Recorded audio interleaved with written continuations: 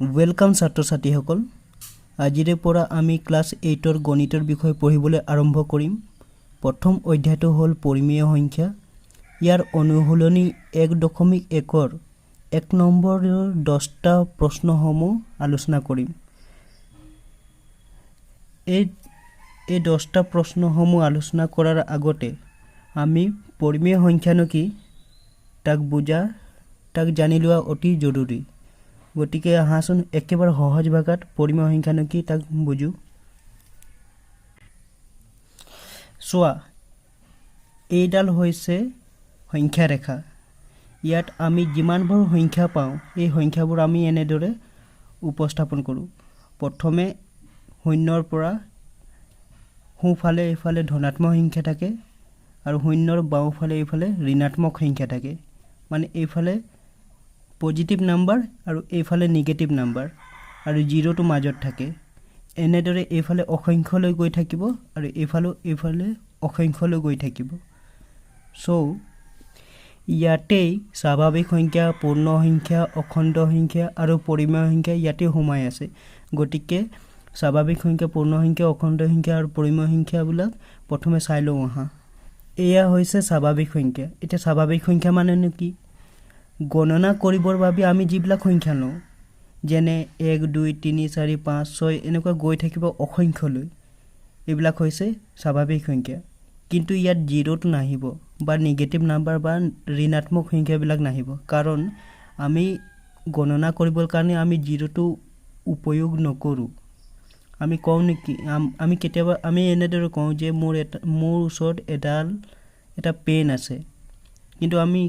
কওঁ নেকি যে মোৰ ওচৰত শূন্যটা পেন আছে? আমি গণনা কৰিবলৈ কাৰণে হিচাপ কৰোঁ জানো? নকৰোঁ, কাৰণ আমি ডাইৰেক্টলি কওঁ যে মোৰ ওচৰত পেন নায়েই, শূন্যটা আছে বুলিতো নকওঁ। সেইকাৰণে শূন্যটো নহ'ব আৰু নিগেটিভ নাম্বাৰবিলাক নহ'ব। গতিকে এইবিলাক হৈ গ'ল স্বাভাৱিক সংখ্যা। তাৰপিছত আহিলে পূৰ্ণ সংখ্যা। এই পূৰ্ণ সংখ্যা মানে কি? স্বাভাৱিক সংখ্যাৰ লগত জিৰ'কো যদি লৈ লওঁ তেন্তে এইটো হ'ব পূৰ্ণ সংখ্যা। 1 2 3 4 5 6 এইবিলাকতো স্বাভাৱিক সংখ্যা আছিলেই, লগতে আমি জিৰ'টোকো লৈ ল'লোঁ। গতিকে এইটো হৈ গ'ল পূৰ্ণ সংখ্যা। এতিয়া আহি গ'ল অখণ্ড সংখ্যা। ঋণাত্মক সংখ্যাসমূহ লগতে শূন্যটো লগতে স্বাভাৱিক সংখ্যাসমূহ সকলোকে একেলগতে অখণ্ড সংখ্যা বুলি কয়। মানে সংখ্যা ৰেখাত থকা সকলো সংখ্যাবিলাকক আমি কি কওঁ? অখণ্ড সংখ্যা। এতিয়া আমি ইয়াৰ পাছতহে আমি গম পাম যে পৰিমেয় সংখ্যাটো কাক কয়। এতিয়া আহিলোঁ পৰিমেয় সংখ্যা। অখণ্ড সংখ্যাৰ পৰা যিকোনো দুটা সংখ্যা লৈ p/q আৰ্হিত অৰ্থাৎ ভগ্নাংশত লিখিব পৰাকৈ সংখ্যাবোৰকে আমি পৰিমেয় সংখ্যা বুলি কোৱা হয়। তাৰ মানে কি? এয়া হ'ল সংখ্যা ৰেখা। ইয়াৰ পৰা যিকোনো দুটা সংখ্যা লৈ আমি কি কৰিব লাগিব? ভগ্নাংশত লিখিব লাগিব। ভগ্নাংশত লিখিলে সেয়াক কম আমি পৰিমেয় সংখ্যা। কিন্তু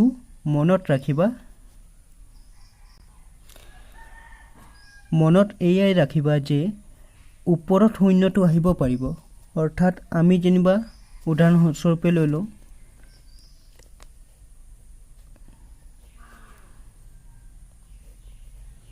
এয়া হ'ল পৰিমেয় সংখ্যা। কিন্তু শূন্যটো যদি লওঁ, কিন্তু শূন্যটো ওপৰতহে আহিব পাৰিব আৰু যিকোনো এটা সংখ্যা তলত আহিব, যিকোনো মাইনাছতো আহিব, পজিটিভতো আহিব। আমি ধৰি ল'লোঁ 6, এইটো হৈ গ'ল পৰিমেয় সংখ্যা। কিন্তু কেতিয়াও যে পৰিমেয় সংখ্যাত হৰতো শূন্য হ'ব নোৱাৰিব। মানে আমি যদি শূন্যটোকো লওঁ তেন্তে শূন্যটো তলত বহুৱাব নোৱাৰিম। তাৰ মানে বুজা গ'ল যে পৰিমেয় সংখ্যা মানে কি? পৰিমেয় সংখ্যা এইটোৱেই যে ভগ্নাংশত লিখিব পৰা সংখ্যাবোৰকে পৰিমেয় সংখ্যা কয়। কিন্তু ভগ্নাংশত লিখোঁতে মনত ৰাখিবা, লব হিচাপে শূন্যটো আহিব পাৰিব, কিন্তু হৰ হিচাপে শূন্যটো আহিব নোৱাৰিব। মানে যদি শূন্যটোকো ল'বলগীয়া হয় পৰিমেয় সংখ্যা বুলি, তেন্তে আমি শূন্যটো ওপৰতহে লিখিম, তলত লিখিব নোৱাৰিম। তলত যদি শূন্য থকা ভগ্নাংশ আহি যায় সেইটো পৰিমেয় সংখ্যা নহ'ব, ওপৰত থকা হ'লে হৈ যাব। প্ৰশ্নটো আছিলে যে পৰিমেয় সংখ্যা যোগ আৰু পূৰণৰ ক্ষেত্ৰত বিনিময় বিধি মানি চলে নে নচলে। তাৰ কাৰণে আমি বিনিময় বিধিনো কি সেইটো জানিব লাগিব তাৰপিছত যোগ কৰিম আৰু পূৰণ কৰিম আৰু যদি যোগ আৰু পূৰণ কৰোঁতে এই বিধিটো মানি চলে তেন্তে সত্য হ'ব বিনিময় বিধি মানে কি হৈছে স্থানৰ বদলীকৰণ যিকোনো দুটা সংখ্যা ল'ম যেনিবা 2 আৰু 3 লৈ ল'লোঁ এই 2 3 যোগ কৰিলে কি হয় 5 হয়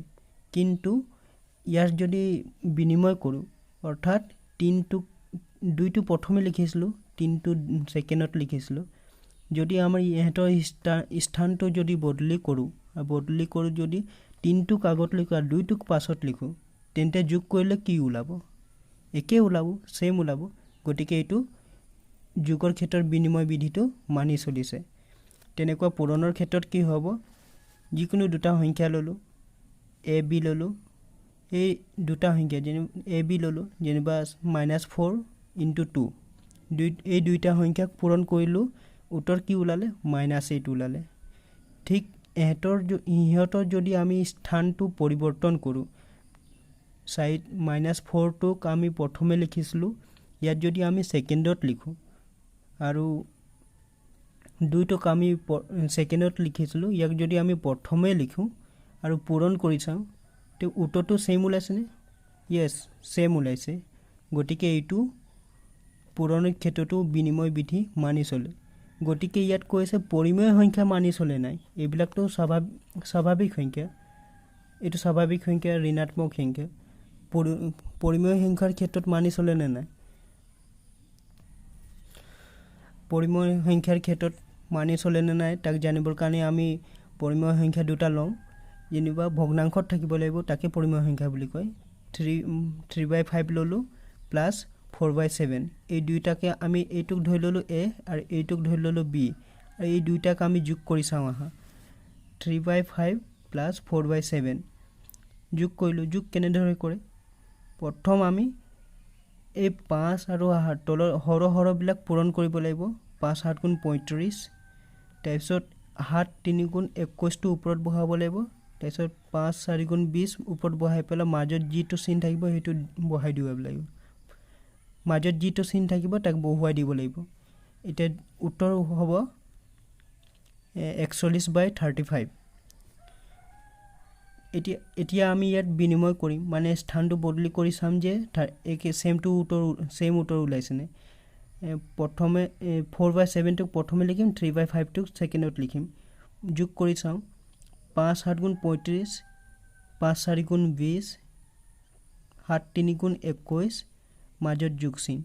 উত্তৰ কি 41/35 গতিকে দুইটাই সেম ওলাইছে সেইকাৰণে ক্ৰম বিনিময় বিধি যোগৰ ক্ষেত্ৰত মানি চলিছে এতিয়া আমি পূৰণৰ ক্ষেত্ৰত চাওঁ আহা পূৰণৰ ক্ষেত্ৰত চাবৰ কাৰণে পূৰণৰ ফৰমেটটো কি a * b = b * a মানে আমি যিকোনো দুটা পৰিমেয় সংখ্যা পূৰণ কৰিলে যিটো পাম সেই হেতৰ স্থানটো বদলি কৰিও পূৰণ কৰিলে একেটাই উত্তৰ পাব লাগিব যেনিবা দুটা পৰিমেয় 3/5 * 4/7 এইটো 3/5 টোক আমি a বুলি ধৰি লওঁ 4/7 টোক আমি b বুলি ধৰি লওঁ এটা পূৰণ কৰি চাম তাৰপিছত স্থানটো বদলি কৰি চাম সেম ওলালে পৰিমেয় বিধিটো মানি চলিছে 3/5 * 4/7 পূৰণৰ ক্ষেত্ৰত আমি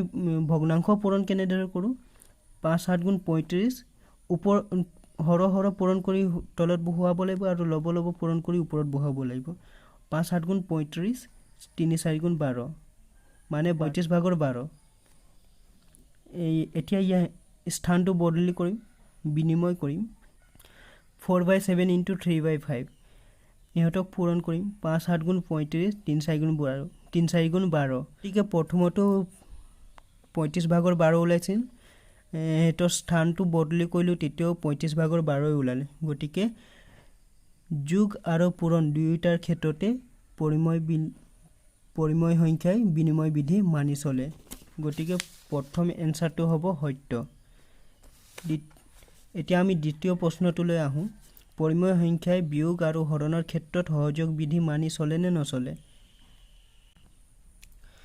সহযোগ বিধি প্ৰথম বিয়োগ কৰিম তাৰপিছত হৰণৰ ক্ষেত্ৰত চাম এতিয়া বিয়োগৰ ক্ষেত্ৰত চাই লওঁ বিয়োগৰ ক্ষেত্ৰত চালে যদি বিয়োগ এইটো মানিটো নচলে কিন্তু আমি সেইকাৰণে আমি ইজ নট ইকুৱেল দিছোঁ যদি মানি চলিলেহেঁতেন চেম ওলালেহেঁতেন তেতিয়া সমান চিন দিলোহেঁতেন তাৰ কাৰণে আমি তিনিটা পৰিমেয় সংখ্যা ল'ব লাগিব পৰিমেয় সংখ্যাই বিয়োগৰ ক্ষেত্ৰত সহযোগ বিধি মানি চলে নে নচলে তাৰ কাৰণে আমি তিনিটা পৰিমেয় সংখ্যা ল'ম তিনিটা পৰিমেয় সংখ্যা কি লৈছোঁ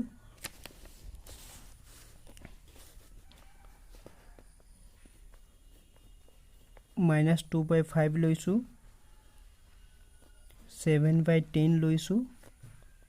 1/2 লৈছোঁ এই তিনিটাক আমি এতিয়া বিয়োগ কৰি চাম কেনেদৰে বিয়োগ কৰিম প্ৰথমে যিকোনো দুটা সংখ্যাক ব্ৰেকেটৰ ভিতৰত লিখিম আৰু এটা থাকি যাব তাক আমি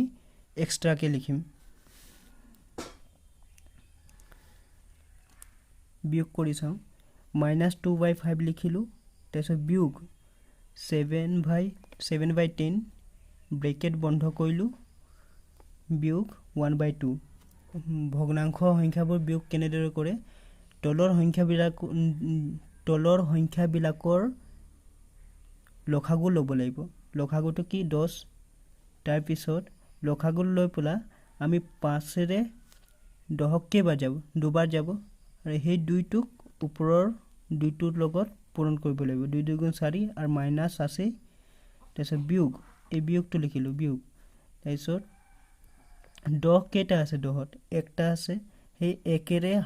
7ক পূৰণ কৰিব লাগিব 1 7 গুণ 7 তাৰপিছত ব্ৰেকেট বন্ধ কৰি -1/2 আহি গ'ল তলত 10 আহিব আৰু 7 4 কিমান 11 আৰু মাইনাছে প্লাছ কৰি পেলাই মাইনাছটো বহুৱাই দিব লাগিব তাৰপিছত আহি গ'ল -1/2 এতিয়া আমি এই দুইটাৰ কি ল'ব লাগিব আকৌ লসাগু ল'ব লাগিব দুইটাৰ লসাগু কি 10 10ত 10 কেইটা আছে এটা আছে আৰু সেই একেৰে 11ক পূৰণ কৰিব লাগিব 1 11 গুণ 11 মাইনাছ 2 কেইটা আছে 10ত 5টা আছে 5 গুণ 5 আৰু আগফালে মাইনাছ গতিকে মাইনাছে প্লাছ মানে সংখ্যা দুটা প্লাছ 11 আৰু 5 16 আৰু মাইনাছে আৰু আগফালে মাইনাছ আৰু তলত 10 গতিকে -16/10 এতিয়া কি কৰিম প্ৰথমে যিকোনো দুটা সংখ্যা ব্ৰেকেট কৰিছিলোঁ এতিয়া প্ৰথমটোক এৰি পেলাই দ্বিতীয় আৰু তৃতীয় সংখ্যাটোক ব্ৰেকেট কৰিম প্ৰথমটোক তেনেকৈ এৰি দিলোঁ -2/5 -7/10 -1/2 প্ৰথম সংখ্যাটো সেম আহিব মাইনাছ এতিয়া এই দুইটাৰ সংখ্যা আমি কি ল'ম লসাগু ল'ম 10 আৰু 2 লসাগু 10 10ক 10ৰে এবাৰ যাব 1 7 গুণ 7 বিয়োগ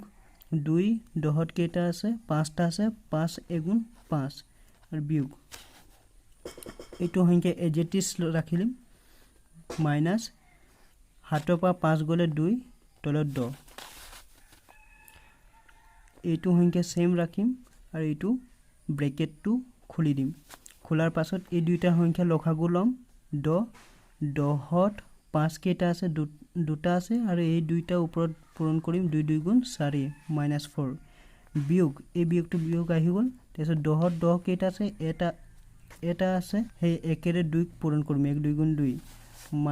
মাইনাছে প্লাছ মানে সংখ্যা দুটা প্লাছ 4 2 6 আৰু আগফালে -6/10 গতিকে দেখা গ'ল যে লেফ্ট সাইডত -16/10 ওলাইছে ৰাইট সাইডত -6/10 ওলাইছে গতিকে এইটো আৰু এইটো সেম নহয় গতিকে সহযোগ বিধি বিয়োগৰ ক্ষেত্ৰত মানি নচলে এতিয়া আমি চাম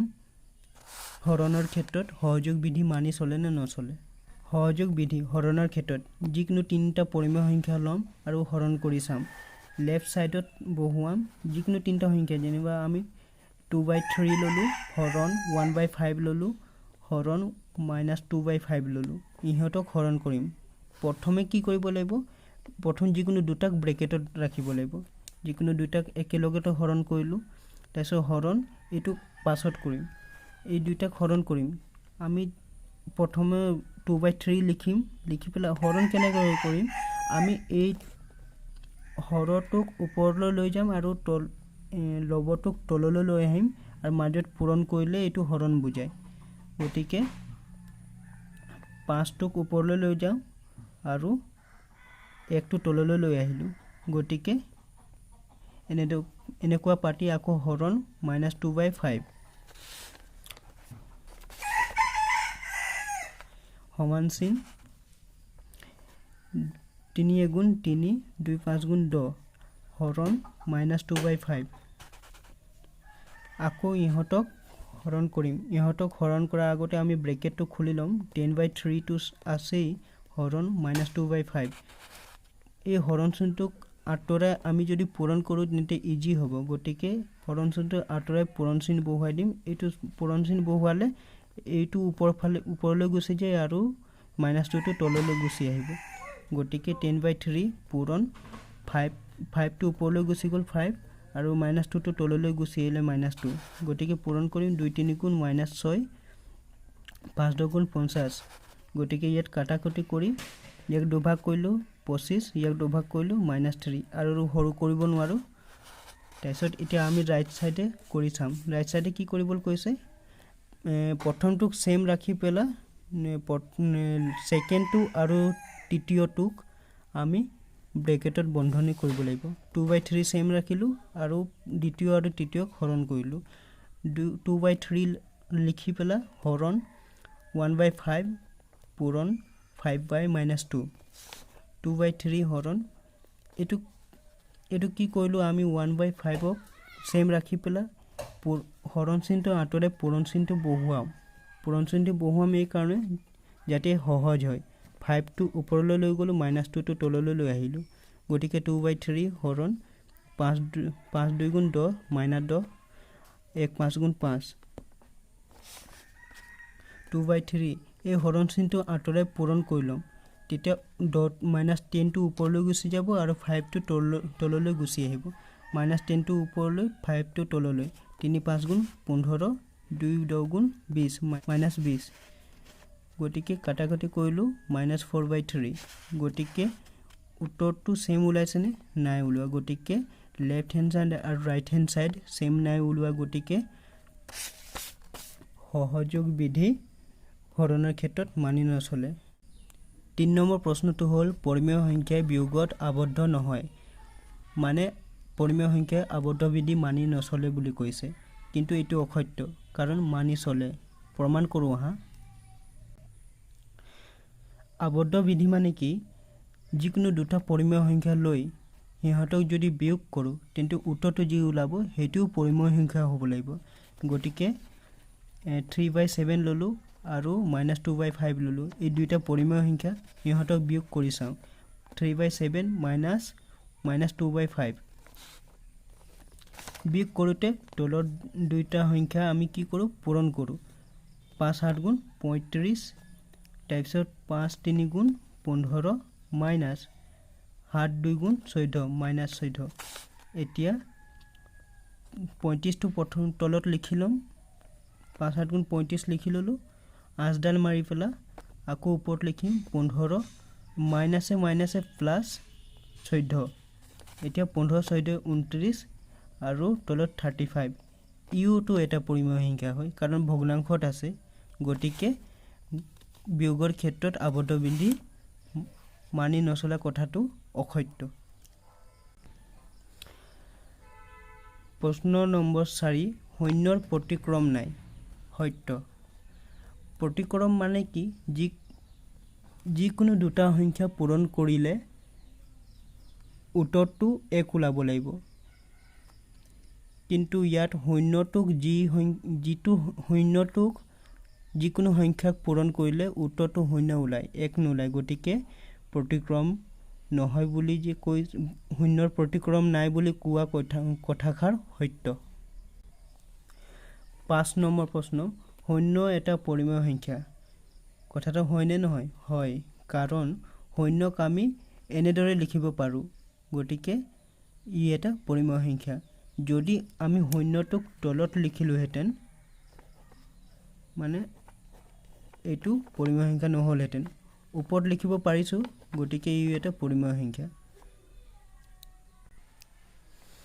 6 নম্বৰ সত্য 7 নম্বৰ কৰি চাব লাগিব 5/9 টো সেম ৰাখিম পূৰণ এইটো ব্ৰেকেটত থকা সংখ্যাটো প্ৰথমে কৰিব লাগিব ব্ৰেকেটত কি আছে 1/3 প্লাস 7/3 এইটো পূৰণ এইটো যোগ কৰিম যোগ কেনেকৈ কৰে হৰটো সেম আছে গতিকে এটা হৰ আহিব লগতে 1 + 7 5/9 সেম আহিব পূৰণ একে হাতে 8 তলত 3 এটা পূৰণ কৰি ওপৰ দুটা পূৰণ কৰি ওপৰত বহাম তলত দুটা পূৰণ কৰি তলত বহাম 5 8 গুণ 40 3 9 গুণ 27 এতিয়া এই সাইডটো মানে হুফালটো পূৰণ কৰি চাম আৰু যদি এইটো আৰু এইটো সেম ওলাই গতিকে সত্য হ'ব আৰু যদি সেম নোলাই অসত্য হ'ব 5/9 লিখিম তাৰপিছত 1/3 প্লাস 7/3 প্ৰথমে আমি পূৰণ কৰিব লাগিব তাৰপিছত যোগ কৰিব লাগিব পূৰণ এই দুটাৰ মাজত পূৰণ কৰিব লাগিব 9 3 গুণ 27 5 গুণ 5 যোগ 3 ভাগৰ 7 এতিয়া ইহঁতৰ মাজত কি আহিছে যোগ কৰিবলৈ আহিছে যোগ কেনেকৈ কৰে ইহঁতৰ আমি কি লম লখাগু কি যোনটো ডাঙৰ সংখ্যা হেতু লখাগুটো বহুৱাই লম তাৰপিছত 27 কেইটা আছে এটা আছে হে একক 5 ৰে পূৰণ কৰিম 1 5 গুণ 5 যোগ 3 কেইটা আছে 27 9টা আছে 9 7 গুণ 63 উত্তৰ কি আহিলে 68/27 গতিকে সেম ওলোৱা নাই গতিকে অসত্য ঠিক সেইদৰে 8 নম্বৰ কোৱেশ্যনটো অসত্য 9 নম্বৰ কোৱেশ্যনটো অসত্য কাৰণ আমি যদি পূৰণ কৰি চাওঁ -3/11 * 2/9 9 11 99 3 2 গুণ 6 -6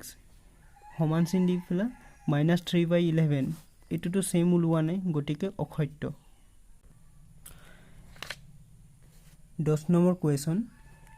লেফট হ্যান্ড সাইড আৰু রাইট হ্যান্ড সাইড যদি সেম হয় তেন্তে সত্য বা সেম নহলে অসত্য হ'ব আমি এনেদৰে কৰি পেলা চালো গতিকে 4/108 আৰু 4/108 সেম ওলাইছে গতিকে সত্য যদি ভিডিওটো চাই তোমালোকে বুজিব পাৰিছা তেন্তে ভিডিওটো এটা লাইক কৰিবা লগৰ বন্ধু বান্ধৱীলৈ শেয়াৰ কৰিবা আৰু এনে ধৰণৰ ভিডিওসমূহ আগলৈ পাবৰ বাবে এই চেনেলটো সাবস্ক্ৰাইব কৰি থবা ধন্যবাদ